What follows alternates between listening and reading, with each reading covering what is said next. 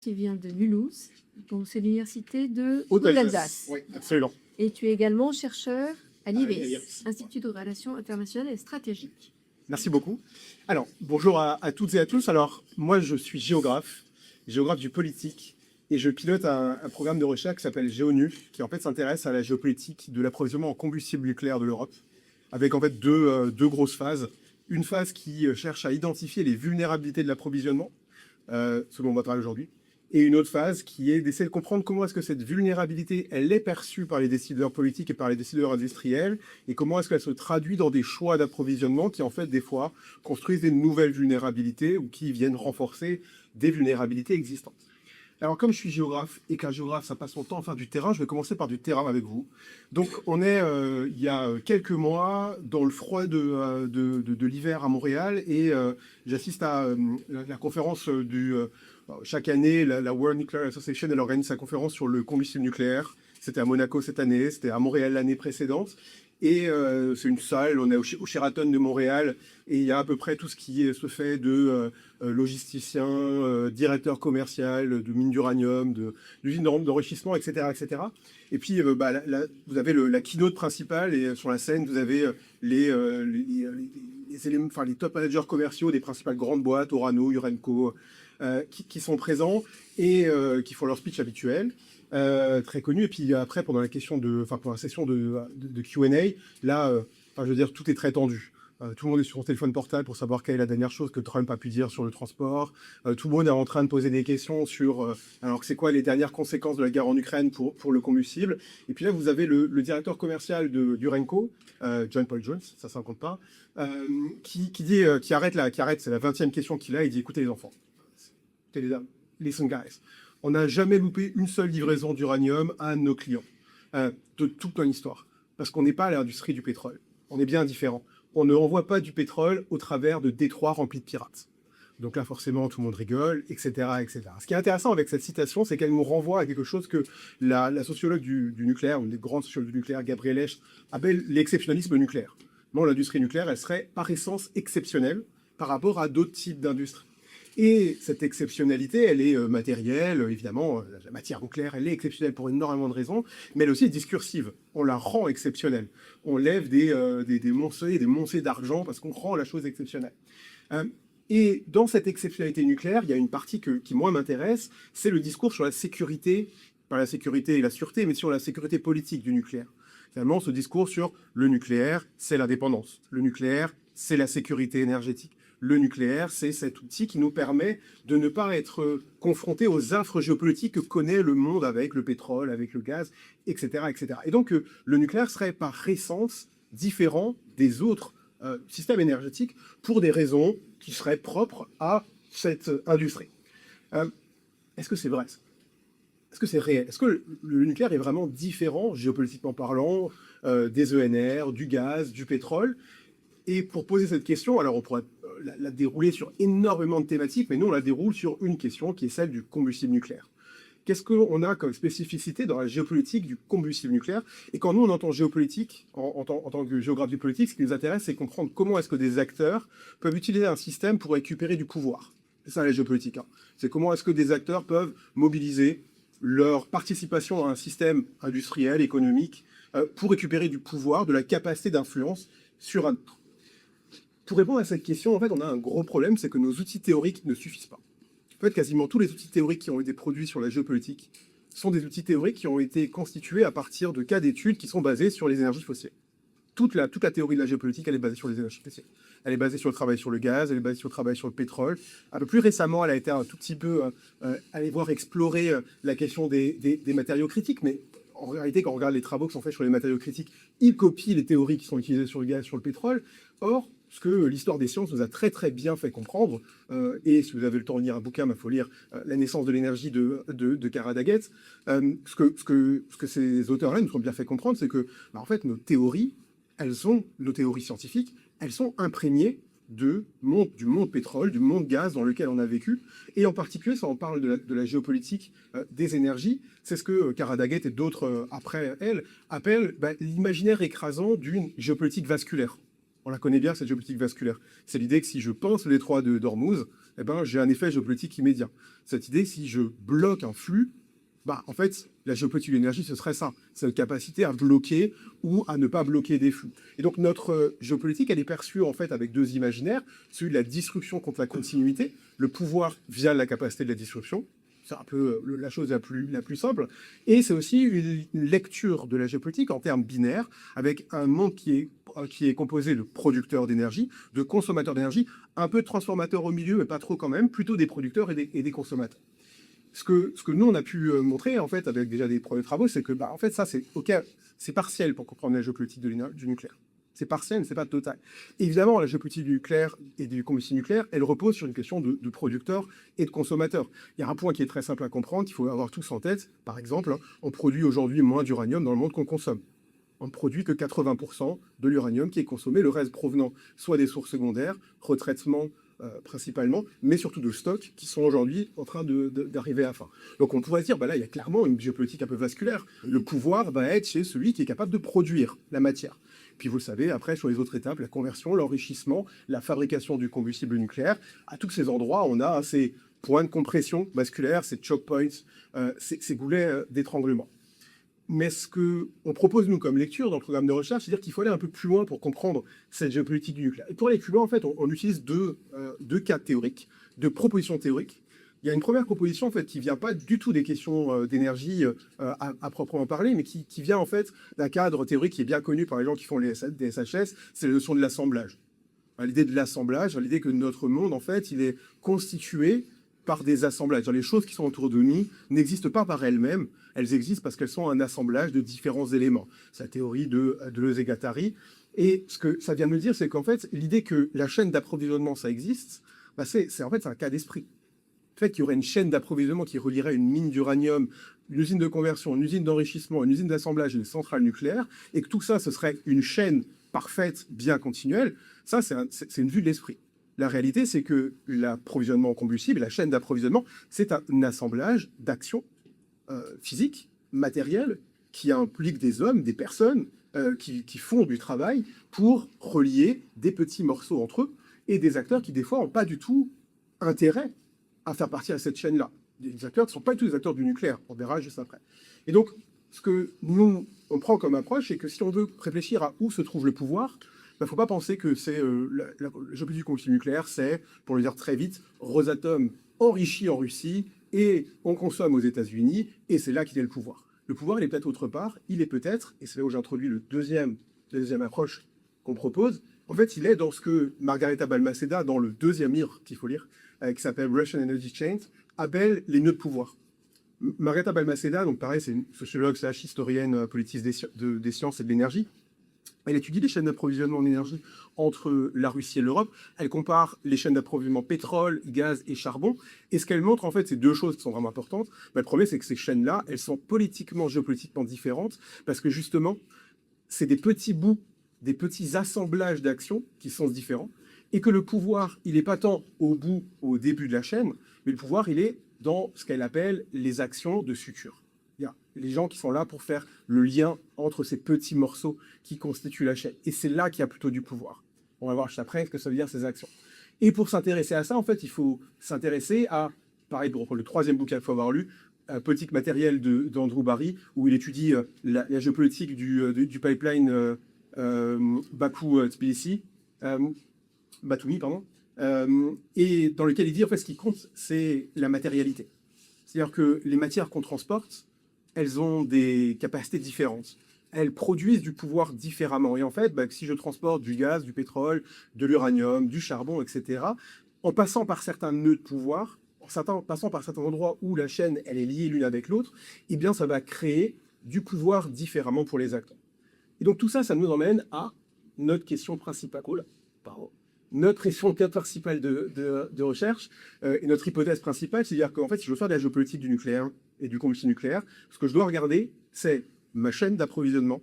Je dois trouver où se trouvent les nœuds, c'est-à-dire où sont les endroits qui permettent d'assembler toutes ces petites actions pour faire un approvisionnement, et comment est-ce que des acteurs sont positionnés à ce nœud-là, et ça leur donne du pouvoir. C'est ça ce qu'on fait. Et pour vous expliquer la manière dont on le fait, en fait, c'est tout simple.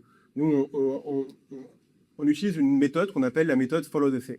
Method for the Nothing, avec ces méthodes qui a été inventée par des anthropologues à la base pour étudier des choses pas du tout stratégiques, puisque ça a été à la base créé sur la question des fruits exotiques, et en particulier la papaye.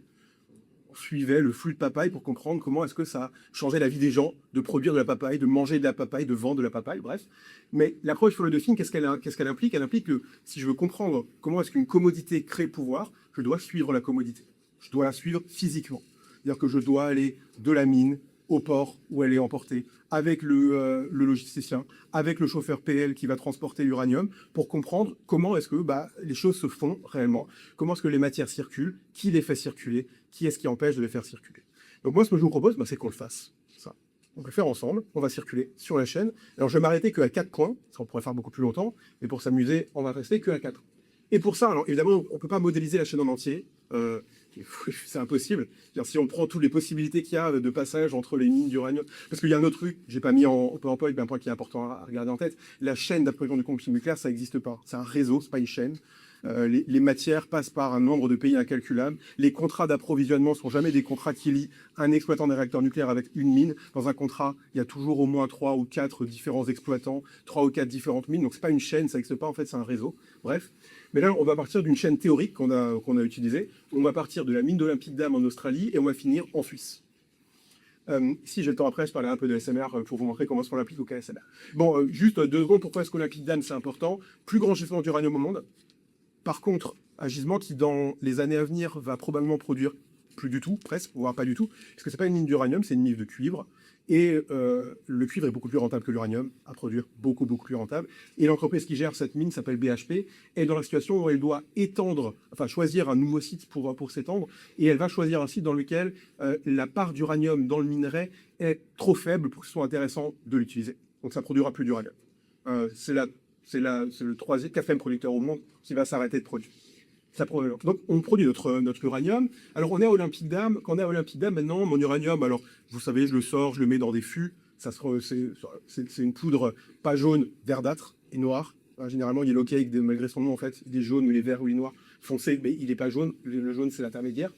Il faut le mettre dans un fût. Et maintenant, il faut que je le mette, et c'est le gros problème, dans un bateau. Je pars d'Australie, je veux pouvoir l'envoyer dans une usine de conversion. C'est la première étape. Et l'uranium est transporté dans le flux de la mondialisation. Ça passe sur des porte-conteneurs tout à fait normaux, dans des fûts, des IP1 ou IP2, tout à fait normaux comme type de fût. Et on a un premier problème, c'est que l'uranium, c'est, à partir du moment où vous le sortez du sol, que vous l'avez assez calciné pour qu'il soit assez pur, ça devient, au titre des règlements internationaux, une matière radioactive. Quand quelque chose devient une matière radioactive, à la limite, c'est pas si intéressant que ça. Ce qui est intéressant, c'est que comme c'est radioactif, ça devient, au titre de l'Union, des Nations Unies, ce qu'on appelle une matière de classe 7. Les matières de classe 7, elles sont réglementées à l'échelle mondiale par un document qui s'appelle le SR6, qui n'est pas super contraignant. Honnêtement, ce n'est pas le document qui est très contraignant, on peut facilement transporter des matières radioactives. Par contre, ce qui est plus embêtant, c'est que, comme ça devient une matière radioactive, ça laisse la possibilité aux autorités nationales, et surtout aux autorités locales, de rajouter des réglementations. Et prenons un cas d'exemple très simple. Si vous voulez envoyer de l'uranium, si vous voulez faire plutôt sortir de l'uranium naturel d'Afrique du Sud, vous devez faire homologuer le bateau par lequel l'uranium va passer. Donc si vous êtes, je sais pas, un armateur, et pour des raisons opérationnelles, finalement, dans la ligne maritime qui passe par l'Afrique du Sud, vous décidez de changer le navire, vous ne pouvez plus transporter votre uranium, parce que c'est le bateau qui a été homologué pour transporter l'uranium. Ce n'est pas la livraison, c'est le bateau.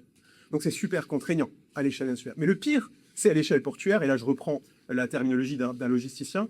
Quand je discutais avec un logisticien qui me demandait, bon alors, c'est quoi les ports qui sont faciles par lesquels passer par l'uranium? Mais bien, tu sais, pour nous, c'est 50 shades of openness, 50 nuances d'ouverture. Il n'y a pas des ports ouverts, des ports fermés, il y a des ports qui mettent des réglementations spécifiques. Prenons un cas intéressant, le port de Gênes en Italie. Si vous voulez faire passer de la matière radioactive classe 7 au port de Gênes, aucun problème, mais il faut que le port soit évacué, à l'exception des salariés qui travaillent sur la sortie de l'uranium. Il faut évacuer complètement le port. Et en plus, vous avez des taxes supplémentaires à payer. L'autre problème, c'est que certains ports interdisent complètement. Alors là, j'ai pris le cas de Long Beach, mais par exemple, un des plus gros problèmes, par exemple, le fait qu'une part non négligeable des ports chinois refuse le passage de matière classe 7. À l'exception de Shanghai, là, qui est un des ports qui ça passe facilement, et quasiment tous les autres. Donc ça, c'est un problème, mais en plus, ça change. Parce que c'est des décisions qui sont prises à l'échelle hyper locale. Concrètement, c'est des décisions qui sont prises par les opérateurs des terminaux des ports. Donc ça peut être pris par 5 personnes dans une salle de pause le matin avant de commencer le travail, qui vont décider, là, on décide de plus utiliser de la matière classe 7. Donc ça peut changer très rapidement, et ça amène à notre problème, c'est qu'on n'a pas, au moment où on parle, de base de données mondiales qui disent ce port a cette réglementation, ce port a cette réglementation, les choses changent beaucoup trop. Donc ça, c'est un gros problème si vous êtes dans la situation d'être un armateur. Si vous êtes un armateur, bah, vous ne voulez pas prendre le risque de récupérer une matière sur votre bateau qui, en arrivant dans le port suivant, dans votre ligne de maritime, bah, le port suivant dira « Attendez, vous avez 3 fûts d'uranium, désolé, votre bateau ne rentre pas chez moi ». Donc en fait, ce qui fait qu'au moment où on parle, on a très peu d'armateurs qui acceptent des classes 7. On a très peu d'armateurs qui acceptent des classes 7, et particulièrement les plus gros armateurs mondiaux ne les acceptent pas au moment où on parle. Alors classe 7 radioactif, et je ne parle même pas de classe 7 critique. Là, quand on a de l'uranium enrichi avec des criticités, là, vous avez quasiment aucun armateur mondial qui accepte de les prendre, à quelques excès. Donc là, en fait, c'est là où on a, pour nous, un notre pouvoir. Le pouvoir, en fait, il est peut-être pas tant dans les mains de Rosatom que dans les mains de CMA-CGC à Marseille, dans la tour, où on décide où est-ce qu'on prend pas de l'uranium sur notre bateau, et si oui ou non. Ce qui a un autre point intéressant, c'est que ça donne du pouvoir à des opérateurs logistiques spécialisés. C'est-à-dire les quelques opérateurs qui, eux, savent par où passer, parce qu'ils connaissent bien les ports, parce que c'est leur métier de le faire. Par exemple, il y a un opérateur logistique qui s'appelle TAM, qui est basé au Québec, qui est un grand logisticien du nucléaire. Lui a une base de données où il sait très bien par où il peut passer. Et c'est comme ça que lui, il a du pouvoir dans cette situation. Donc, premier point, continuons. Alors, on veut partir d'Australie, on doit passer par le port d'Adélaïde, c'est le seul port d'Australie qui accepte le passage des classes 7. Le plus simple pour aller, on veut aller le mettre dans l'usine de conversion de Port Hope qui est en Ontario, le plus simple serait d'aller jusqu'au port de Montréal. Le port de Montréal, c'est le plus gros port de matière nucléaire au monde. Et après, remonter le Saint-Laurent, ce serait très simple. Sauf que si vous voulez passer le canal de Panama, il faut avertir le canal de Panama 2 mois à l'avance. Bon, opérationnellement, c'est compliqué. Et autre problème, aucun des ports des pays de la Caraïbe n'accepte le passage de matière radioactive. Donc, il ne faut pas passer par là. Vous allez plutôt, idéalement, vers le Canada. Vous voudriez passer par Vancouver. Vous ne pouvez pas, Port de Vancouver refuse aujourd'hui. Donc, vous devez être obligé de monter à Port Rupert, qui est au nord, à la frontière avec l'Alaska. Là, l'idéal, ce serait de passer par le train. Je mets mon uranium sur du train, ça part, ça traverse les États-Unis. Oui, mais les deux principales compagnies ferroviaires canadiennes refusent le transport de matière radioactive. Donc vous devez passer par du camion, ce qui rallonge le temps de trajet. Donc on arrive finalement à Port Hope. Port Hope, c'est la première étape après la production de l'uranium. C'est là où on va faire la conversion. La conversion, c'est la transformation de l'uranium naturel en UF6. Et là, on a un autre point qui est important. Les sites de conversion dans le monde, c'est l'endroit où l'uranium naturel est stocké. L'uranium naturel est stocké sur les 3 principales usines de conversion qui existent au monde, Malvézy, à côté de Narbonne, Port Hope en Ontario, et Convergine dans l'Illinois, pas loin de Métropolis. Il y a des stockages évidemment côté russe et évidemment côté chinois, mais c'est des stockages qui ne servent pas à l'échelle mondiale pour la stratégie stockage. Donc il n'y a que 3 endroits dans le monde où on a du stockage. Ce qui donne un pouvoir extrêmement fort à ces acteurs du stockage, les acteurs de la conversion, puisque c'est eux qui en fait réceptionnent la matière et surtout l'homogénéisent. On prend de la matière qui va du monde entier, l'homogénéise, et l'homogénéisation, je ne vais pas trop m'étaler parce que je prends énormément de temps déjà, elle est fondamentale. Pourquoi? Parce que en réalité, c'est l'homogénéisation de la matière qui permet d'éviter de faire du transport. Imaginons que vous êtes un opérateur et vous voulez vous apporter votre uranium, il arrive au Canada, mais vous avez un contrat d'enrichissement avec Orano en France. Bon, la solution simple, ce serait de dire, je prends mon UF6, je le mets sur un bateau, je l'envoie jusqu'au port de Sète, et là-bas, après, je l'envoie jusqu'à Orano. Oui, bon, c'est chiant, parce que transporter l'UF6, c'est galère. L'UF6, c'est une matière, c'est une matière qui est réactive à l'air, qui est réactive à l'humidité, qui est explosive, donc vaut mieux pas transporter de l'UF6. Vaut mieux pas le faire. Donc, qu'est-ce que vous allez faire? Vous allez prendre un coup de fil, vous allez appeler votre partenaire à Orano en France, vous allez dire, est-ce que chez toi, il y aurait quelqu'un qui aurait tel ou tel volume d'uranium? Et la personne va dire, oui. Est-ce que vous êtes prêt à l'échanger, ce volume d'uranium? Et on va faire un swap. Concrètement, vous allez échanger 2 volumes d'uranium qui ne bougeront pas, mais d'un coup d'un seul, vous serez propriétaire d'uranium autre part dans le monde sans que la matière ait pu réellement bouger. Ça ne peut exister que et uniquement si vous êtes capable de produire de la matière qui est totalement homogène d'un point de vue matériel. Donc la capacité à homogénéiser la matière, là, il y a du pouvoir. C'est ce qui permet à la chose de tenir. Je ne parle même pas d'un autre problème qu'on a, qui est ce qu'on appelle les obligations de non-prolifération, puisque la matière, elle a non seulement une origine, elle a une caractéristique, mais elle a aussi des éléments, une caractéristique physique, pardon, mais elle a aussi des éléments normatifs. Quand vous apportez de la matière nucléaire qui vient d'Australie, l'Australie met des obligations dessus et va vous dire, d'accord, vous avez le droit de l'utiliser dans votre réacteur nucléaire, vous n'avez pas le droit de la retraiter. J'interdis le retraitement de ma matière parce que ça peut potentiellement produire de plutonium, etc., etc. Et ce que vous voulez surtout pas avoir, c'est avoir une réserve d'uranium avec des obligations de plein de pays différents. Parce que c'est un bordel innommable d'avoir d'obligations d'un pays différent. Parce qu'à la fin, dans un seul et même combustible nucléaire, vous aurez 50% qui a le droit d'être traité, 20% qui n'a pas le droit, 20% qui a le droit, mais il faut d'abord contacter cette personne pour avoir le droit. Donc vous voulez éviter ce genre de problème. Pour éviter ça, vous faites du swap pour essayer d'homogénéiser votre stock. Et pour le faire, il faut homogénéiser, et ça, c'est le rôle des convertisseurs.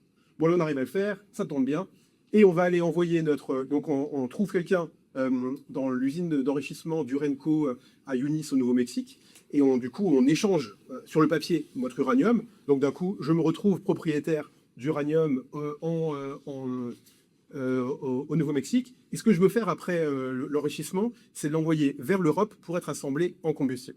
Et là, les choses deviennent encore plus compliquées. Puisqu'il faut pouvoir le transporter. Pour transporter de l'uranium enrichi sous format d'UF6, il faut pouvoir le mettre dans des cylindres qui sont spécifiques. Là, on a besoin d'un conteneur qui est spécifique, qu'on appelle des cylindres 30B. Et ces cylindres 30B, au moment où on parle, ils ont un immense problème. Ce n'est pas les cylindres en eux-mêmes, c'est la petite valve que vous voyez ici. La petite valve, on ne sait pas si elle est dual ou pas.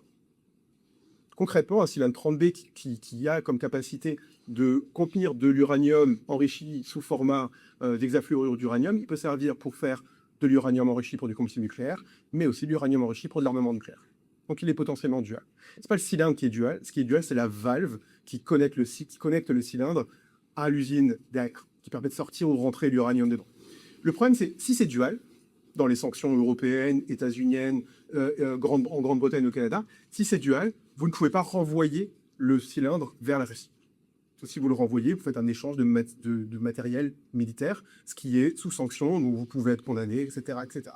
Donc on est dans une situation aujourd'hui où on a un stock de cylindres qui circulent à l'échelle du monde, mais qui aujourd'hui n'arrivent plus à retourner vers la Russie, plus complètement vers la Russie, en raison de cette petite valve. Ce qui pose problème, puisque la Russie aujourd'hui produit encore 40% de l'enrichissement mondial et fournit encore 20% de l'enrichissement aux États-Unis.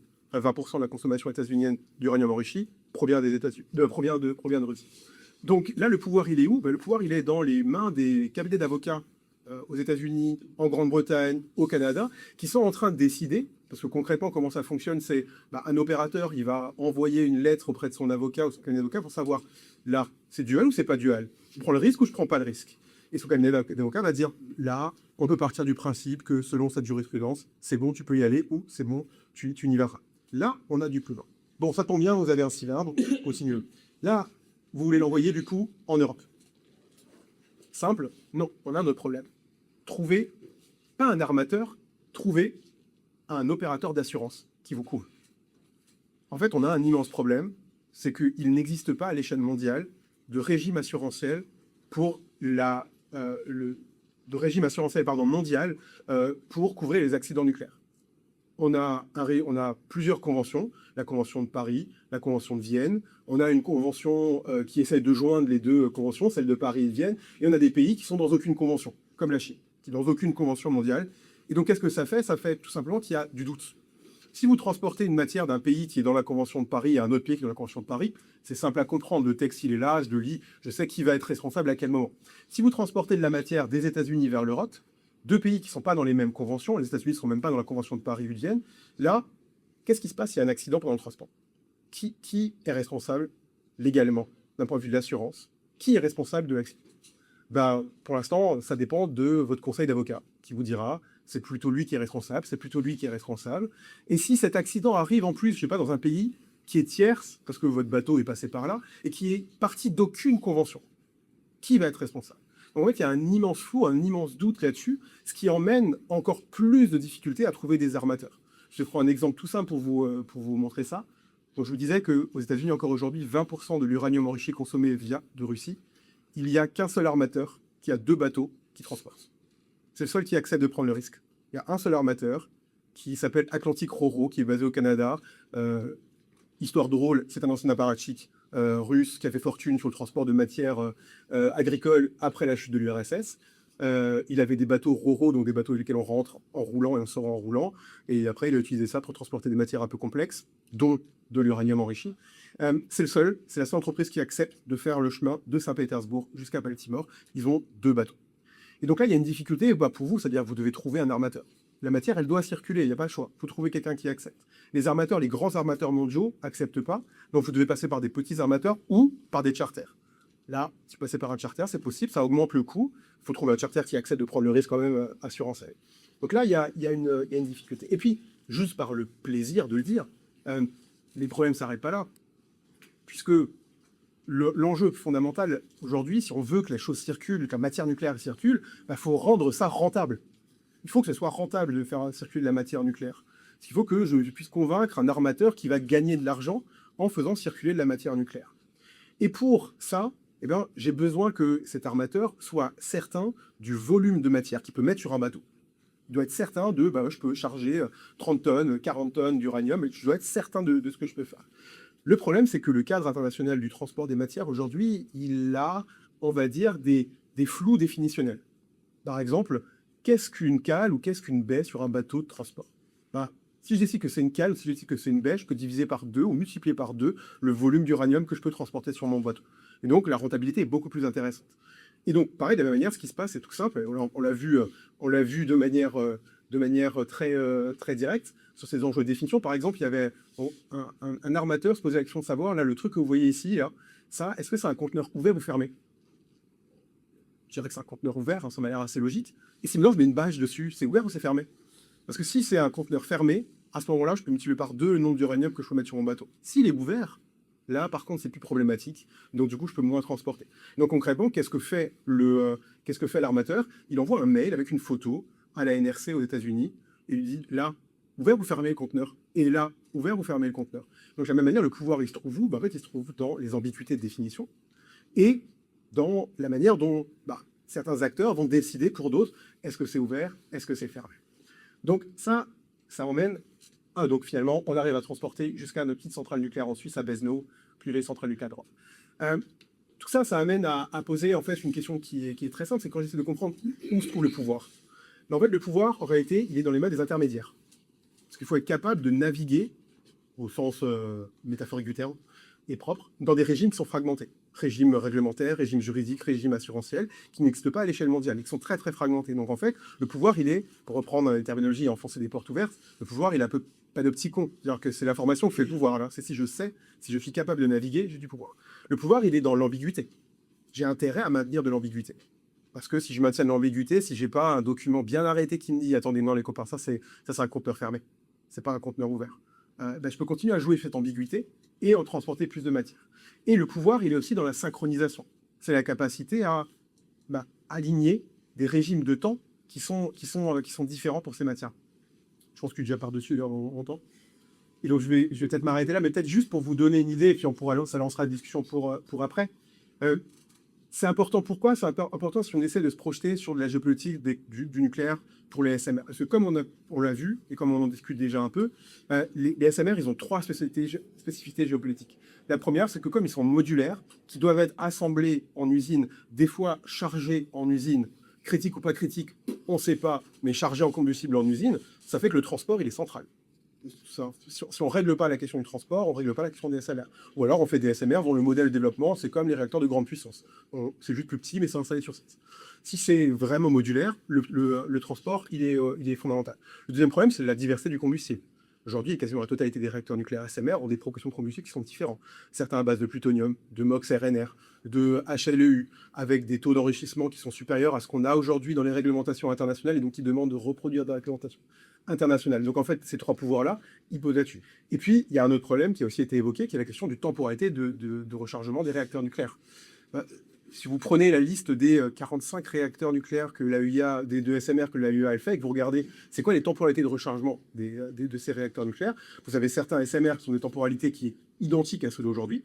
Vous avez d'autres, comme on disait auparavant, qui disent « moi, vous ne me rechargez pas pendant 10 ans, vous me renvoyez en usine, il est rechargé et ça renvoie ». Ok, pas de problème. Qu'est-ce qui se passe s'il y a un problème sur le réacteur? Il faut quand même l'envoyer en usine pour le recharger. Comment est-ce que je transporte un réacteur dans lequel le combustible il est partiellement consommé?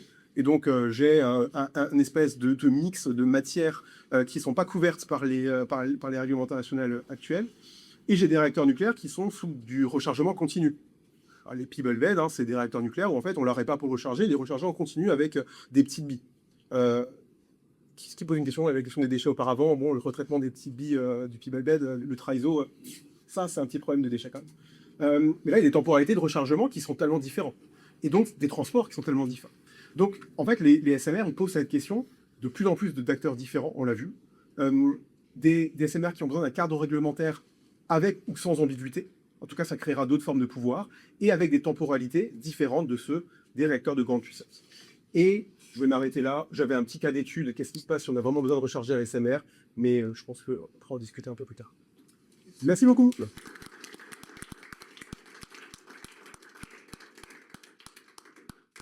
Alors, pareil, s'il y a quelques questions Oui, juste avant la une pause. petite question sur le transport. C'est les hexafluorures d'uranium. C'est donc c'est gazeux alors. Ouais. Ah non, en fait, on attend. Il se solidifie. C'est une coupe blanche. Ah oui, d'accord, c'est vrai que Ouais. à 70 degrés. C'est ça, on attend un peu. Mais en réalité, on le transporte. Quand on regarde, hein, si on essaie de faire une analyse des flux, on fait du transport sur grande distance du OC. Transport sur grande distance du OC enrichi ou pas enrichi. Donc l'UH6, on essaie de ne pas le transporter, au minimum. Et pourquoi ne pas choisir l'oxyde? De repasser sur l'oxyde? Certains le font, mais en fait, il faut avoir les installations sur place pour repasser en oxyde. Ok, ouais. Et tous les n'ont pas, et même des fois, les usines d'assemblage des combustibles nucléaires n'ont pas les moyens de passer en oxyde, et donc il faut passer par une autre usine encore. C'est le cas de l'usine d'assemblage des combustibles en Espagne, ils n'ont pas les moyens de repasser en oxyde. Donc ça doit repasser par la Suède, en général. Quelque chose dont je m'attendais que ce soit mentionné, mais si vous voulez, c'est pas important, mais c'est que les quantités consommées d'uranium sont d'un facteur 1000 ou même 10 000 inférieures à celles des énergies fossiles. Et du coup, est-ce que ça a un impact sur les enjeux géopolitiques? Parce qu'on peut stocker, je crois, 5 ans de combustible sur le territoire français. Donc si à un moment on pince le fameux réseau vasculaire, Ouais. enfin, qui n'en est pas un, c'est pas trop un problème, parce qu'en fait, on a 5 ans pour retomber sur nos pattes. Donc, Vous avez entièrement raison, et j'aurais pu, quand j'ai mis une petite plie, et du coup je l'ai pas évoqué, la densité énergétique de l'uranium, elle a un intérêt et un désavantage. Le désavantage, c'est que pour les armateurs, c'est low value et high profit. C'est beaucoup de problèmes pour peu de volume et peu de valeur. Donc pour eux, c'est emmerdant que ça soit si. Par contre, vous avez entièrement raison, ça permet de créer du stock.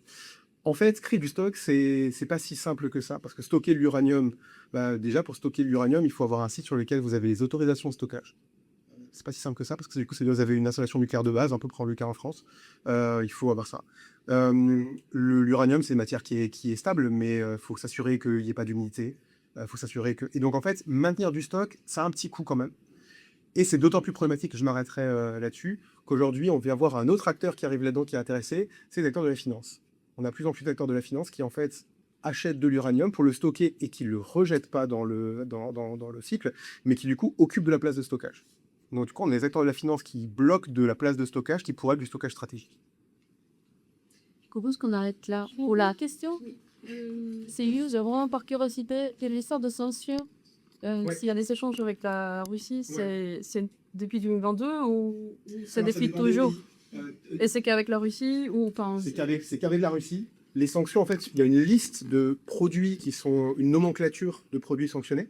Il n'y a aucun produit propre au combustible nucléaire. La seule chose qu'il y a, c'est un doute sur cette valve qui est. Mais sinon, par exemple, l'uranium n'est pas sanctionné. On peut continuer à échanger l'uranium. Et nous, ça c'est depuis 2022. 2022. La petite valve, ouais, c'est 2022.